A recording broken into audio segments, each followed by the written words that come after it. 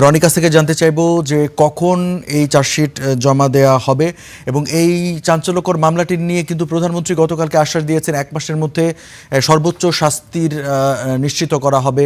এই বিষয়ে আর কি কি তথ্য আছে আপনার কাছে জানাবেন? এটি একটি বড় ঘটনা। পল্লবীতে রামেসা হত্যার মধ্যে দিয়ে কিন্তু সারা বাংলাদেশ কিন্তু এই আইন অঙ্গন নিয়ে নড়ে উঠছে এবং অনেক রকমের প্রশ্ন কিন্তু তৈরি হয়েছে যে বিচার ব্যবস্থায় দীর্ঘসূত্রতার বিষয়গুলো এখানে কিন্তু পরিলক্ষিত হয়েছে। সেই জন্য সরকারের মাননীয় প্রধানমন্ত্রী, স্বরাষ্ট্রমন্ত্রী এবং আইনমন্ত্রী, অ্যাটর্নি জেনারেল সহ প্রত্যেকটি ব্যক্তি কিন্তু এই মামলার সঙ্গে এখন অনেকটাই সংশ্লিষ্ট এবং তারা কিন্তু এই মামলার খোঁজখবর নিচ্ছে।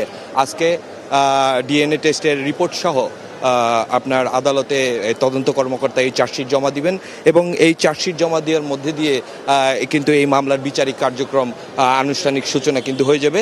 সেই ক্ষেত্রে এই বিশেষ এই মামলাগুলোর ক্ষেত্রে চিফ মেট্রোপলিটন ম্যাজিস্ট্রেট সে নিজে স্বয়ং কিন্তু এই মামলা তদারকি করে। মামলার চার্জশিট যদি বাদীর পছন্দ হয় সেই ক্ষেত্রে এটা আদালতে গৃহীত হয় এবং গৃহীত হওয়ার পরে চিফ মেট্রোপলিটন ম্যাজিস্ট্রেট আদালত এই মামলাটির প্রথম দিনের শুনানি করে তারপরে এটা মহানগর আদালতে নারী শিশুর যে বিশেষ কোর্টগুলো থাকে সেই কোর্টগুলোতে কিন্তু এই ক্ষেত্রে মামলাগুলো হস্তান্তর করা হয় এবং 1 মাসের মধ্যে এই বিচার শেষ করতে গেলে কিছু